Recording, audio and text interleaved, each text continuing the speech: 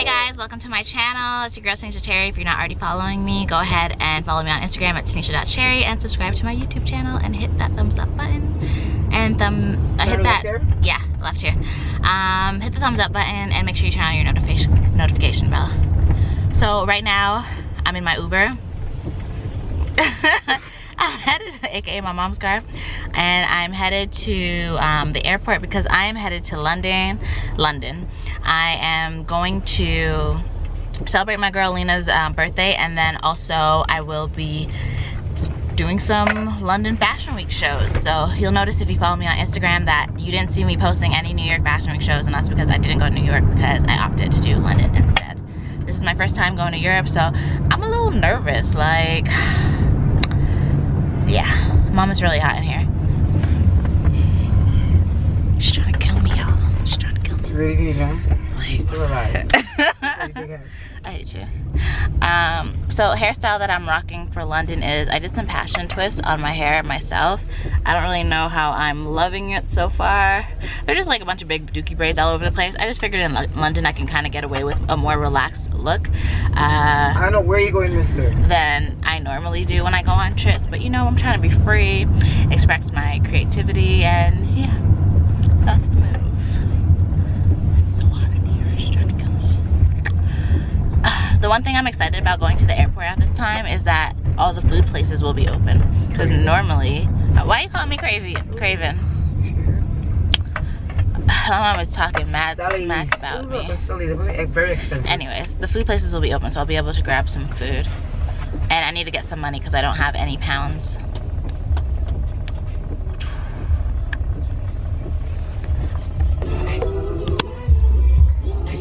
Excuse me, Uber, I don't want to listen to this. Uber, can you turn it down? How's your day today, Uber?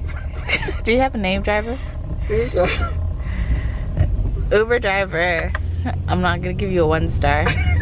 at least I get a star. So. Yeah, but 1 star people are written up. That's poorly. Really? You can't do less than 1. I'm gonna report them. I'm gonna tell them you were late. That's nice. All them things there. It's a deal. It's snowing in Calgary. It's actually so annoying. So happy to be getting. I'm so happy to be getting out of this place. Really? Yes, girl. Are you gonna miss me? Is this Fifth Avenue? It is. Yeah, you're turning right. And I go to Deerfoot South. Yeah. Hey guys. Let me tell you, the last few hours has been a hot mess, and I'm gonna tell you why. So, this is a teachable moment for everybody to take accountability for your actions, which I always do, but definitely in this moment, reminding myself that it's really no one else's fault but my own. I missed my flight. I have never missed a flight before.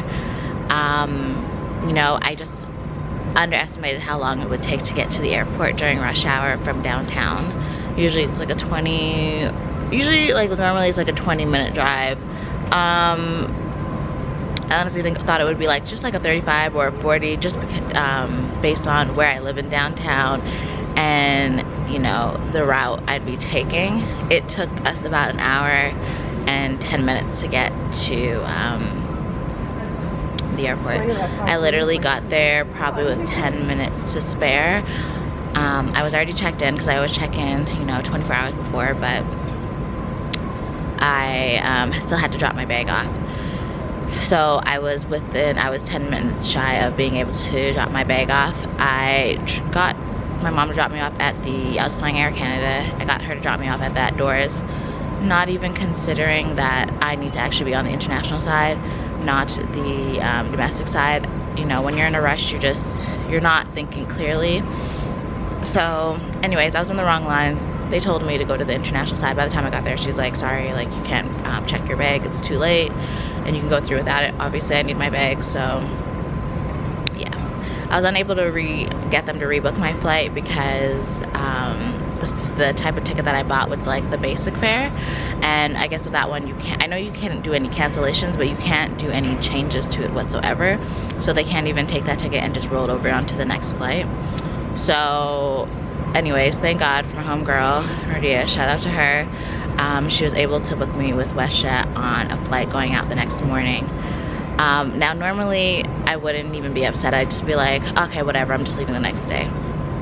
But I'm really annoyed with myself and upset because I'm supposed to be, the plan is, you know, I was supposed to leave on my flight at 8:25 or 6:25 and get to London. It was a direct flight for 10 in the morning, and then be leaving on an evening flight to Madrid with my friend because again, it's her birthday. So we're supposed to be spending the first 2 days in Madrid. Now because of that, it's thrown off. I'm getting into London a day after, and on top of it, like, I can't do anything about the flight to Madrid. Like, everything's already paid for, so there's money that I've already lost on that. I had to pay additional for I had to pay the taxes for the ticket to, the new ticket through WestJet. So, yeah. And it's really frustrating because, you know, I feel like, especially someone who's worked in service environments before, you know, people mess up, they make errors, and you, as a customer service representative, you know, you try your best to help them, and I don't feel like I got that service yesterday with the multiple Air Canada people that I encountered, which is really annoying, and it's happened multiple times now. I think most times that I travel, anytime I travel on Air Canada, I always come into a problem, and it's always customer service related, which is why I try my best not to fly through them. And of course the same thing happened, and it's even more frustrating. So yeah, so now I am at the airport. My flight is not for like 2 hours and 30 minutes. So I'm just here, and then I have now a layover in Toronto, which is annoying. It's so annoying. Like, I'm so annoyed with myself, but like at this point I can't be. I just kind of just ride away the wave and just, you know, think that maybe, you know, I'm not supposed to be going to Madrid. It's not in my path for this trip anyways, and it's a sign from God. We're just gonna leave it at that. One thing I've learned about myself, especially in past, because ideally what I could do is just book another ticket to Madrid, which would have been an additional like $500, and meet her there the next day and then leave the next day with her. And, you know, I was looking into it, but I was just like, honestly, it doesn't even make sense. And one thing I've learned about myself is that when things are not going my way, I just need to stop doing it, take a breath, sleep on it, and just revisit it like the next day. And in this situation, I just have to trying to make Madrid happen and just let it go and just continue on my trip to London and go from there, because obviously Madrid is not in the card, and it's not supposed to be in the cards for me for whatever reason. So, you know, I'm just, you know, I think I'm just really more upset because I feel like I'm letting down my friend, because we've had this plans, we've traveled multiple times together. You know, this is really a lack of my irresponsibility and my, it's just ultimately it's my fault. So I feel really bad about that, you know, so I just have to try to make it up to her while I'm in London, which is even more annoying because, you know, I didn't expect to get as many show invites as I did. So I'm just gonna have to, you know, make it work. But this is real, this is what happens, you know. So make sure that when you're booking your flights that you get there as early as possible, even if you have to wait in the airport for a long period of time, because it's better to be early than late, you know. So that's what's happened. Now my second dilemma is the fact that because my ticket was the basic fare round trip, it's annoying. The Air Canada representative told me that it would, she said I could book another flight going, and then as for my return flight, you know, it'll be fine. I confirmed that with her, she said so. You know, and I got a feeling that I still need to speak to someone because I didn't know, I realized I didn't get her name. I didn't have, like, I don't have a confirmation number. I don't have anything detailing this interaction, and based on my previous experience with Air Canada, I need that. So, you know, I tried to call into Air Canada while I was still in the airport waiting, because of the coronavirus and the fact that, you know, all flights to China are just not happening at all. I guess there's been an influx of call volumes with their call centers, so they weren't even putting people on hold, which is annoying. So I had to just keep calling until I got through. I finally did get through, probably like around 1 or around 12 o'clock this morning, but then the wait time was like 2 hours, so I was in and out of sleep on speakerphone waiting for someone to pick up, and finally I did, and I spoke to a really great girl named Melissa, with Air Canada, and she was really nice and helpful. She tried to do everything she can. She said that, you know, unfortunately, no, you actually can't. She explained the situation to them, and yeah, so she ended up escalating the request for me, and she was really sweet and super helpful. And that's what I mean, where it just like customer service, going above and beyond. You know, in my work, I encounter all the time where, you know, people, due to their own irresponsibility, you know, they mess up. And I really, in that moment, like, if there's nothing I can do about it, I understand that, but I still try to go above and beyond in trying to, you know, help them move forward from that on what we can do at this point, because we can't do this. She was really helpful. She escalated the request for me, so now I have to wait for them to give me a call back, which could be within 24 hours, which hopefully they call when I'm not in air, because I really want to get it the first time. But at this point, my expectation is that they just book me on another flight return, because, you know, that shouldn't be the case for a basic fare. Like, at the end of the day, it's 2 separate tickets. Regardless of you booking it round trip, it is 2 separate tickets, and it shouldn't be an issue. It shouldn't be an issue sitting here, me being able to take my return flight at the end of the day. But we'll see what happens. I'll keep you guys posted. The airport is really, really dead right now. There's only one other person here at my gate. Oh, so tired.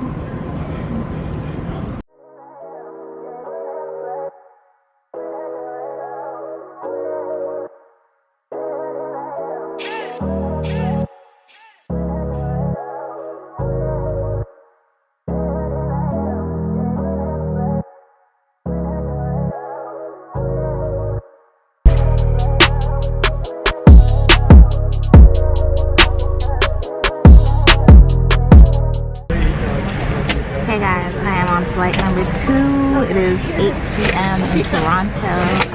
This flight is going straight to Gatwick Airport in London. I'm excited. I talked to my homegirl. She's already in Madrid. She's kind of feeling a little down because she's there by herself on her birthday. But I told her, you know, look at it glass half full and just enjoy it. And, you know, being a solo traveler is fun. I sent her some YouTube videos of people that went by themselves and what they did. So hopefully she makes the best out of it, because that's all you can do at this point. Yeah, oh, I came on here to tell y'all a funny story. So these 2 girls are coming down the aisle, and I'm seated, right? And I have a window seat. I had a window seat on both flights. And one of the girls came up to me and she's like, hi, it's my friend's first time flying, and I was wondering if you wouldn't mind switching seats with her so she can have the window seat. And I was like, no, sorry, I prefer the window. And she's like, oh, okay, no worries. I'm like, huh? First of all, they're not even in the same seat as me. There's like 3 rows here. There's 3 aisles. I'm in the one before left that's next to the window, and then there's a middle aisle, so there's 3 seats over here and then 3 seats over there, and then another 3 on the other side that's next to the next set of windows. So I'm just like, that doesn't even make sense. You guys, the seat is in the aisle and you're sitting together. So like, first of all, you should pay the extra if you wanted a window seat. That's what most people do. Or selected a seat when you check in. Second of all,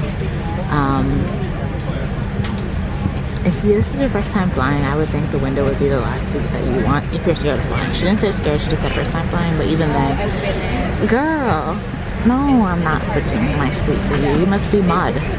So this is just a lesson, because sometimes people will ask you questions like that and it seems in your head, you're like, well, I don't want to give up my seat, but I don't want to seem mean. Don't worry about that, boo. You don't know these people. Tell them no. I smiled and just said, sorry, I prefer the window seat, thanks. But like, in my head I'm thinking, what? Girl. But, you know, you don't gotta be rude to people. You just politely decline and keep it moving. And to be honest, when you're in a situation like that, it's actually more awkward for the person asking than it is for you. So don't be scared to say no. Don't let people punk you out of your seats, because people do that in the airport. Like, people will dead ass ask, especially younger kids or people that are younger, they'll ask them to switch their first class seats and stuff like that, like an older person, and you know, the person will feel bad because they'll be like, oh, like maybe they need to get off sooner or whatever the case is. Like, in their heart they're like, oh well, it's not a big deal. But it's like, no, you paid for that seat, or that's your seat or whatever. You got to be on this plane for how many hours? Like, especially me, I'm about to be on this plane for 8 hours. I've never been on a flight 8 hours straight. So I want to be as comfortable as possible. And I like, especially, first of all, I like being in the window seat because I'm not a person that gets up to use the bathroom a lot. So one, I don't have to move. Usually I'll have to use the bathroom like once on a flight. if that, but usually I don't have to. I'm sure in this flight I'll have to get up at some point because it's 8 hours, but yeah. That's number one. I don't get up a lot, and then I don't have to move. And then second of all, I'd like to, because I always fall asleep on my flights, especially the last one that I was on, even though it was 3 hours, I pretty much slept that whole entire flight. So I like to have something to lean on like this, so I can put my pillow and get comfortable properly. So yeah, don't let people pump you out of your seat. That's the lesson. I am ready. So, okay, our next thing is that once I get to the Gatwick airport, I have to figure out how to get to my friend's house. I guess Uber is really expensive there or whatever the case, but you know, we're trying to be frugal and really immerse ourselves. So she gave me directions on how to get to her place. It was fairly easy. It's just a matter of taking the train, and then either I can walk to her house the rest of the way, or I could take a train to another station and Uber. I'm going to attempt taking the train and then maybe walking. I need to ask her how far the distance is walking, because I just don't want to be walking very far with my bags. But we'll see.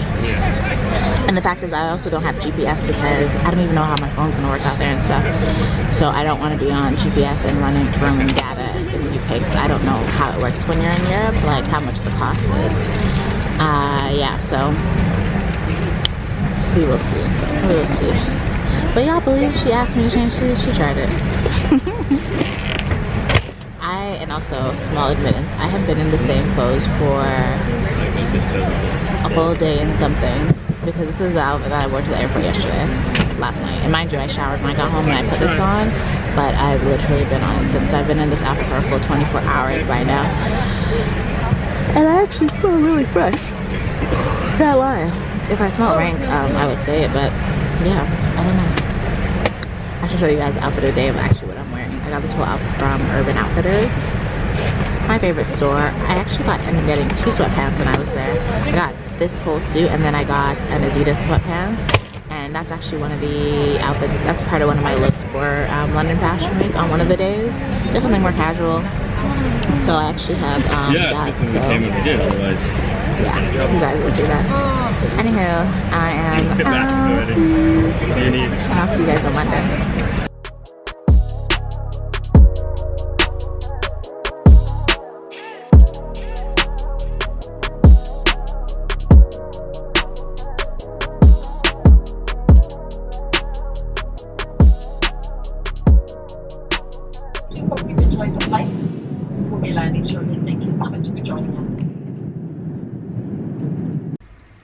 Okay, y'all, it is I think 9 o'clock at night. I finally woke up and took a shower. Yo, I slept for a good 6 hours. I thought I was just gonna take a little nap, but yo, my body, oh, crazy. Anyways, I walked and went and got a SIM card, and ooh, there's no salt on these fries. I went and got a SIM card.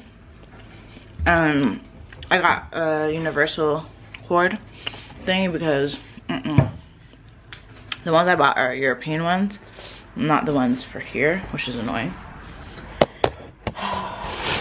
So actually no, I didn't get a new one. Paulina ended up having one in her apartment, so save me some coins there. Why did my name put no salt on my fries?